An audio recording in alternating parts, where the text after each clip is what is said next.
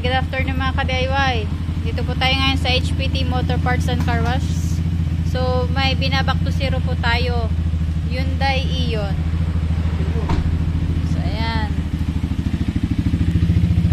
Back to zero. Ayan, thank you po kay Sir Joseph D. Guzman ng DGS Auto Repair Shop.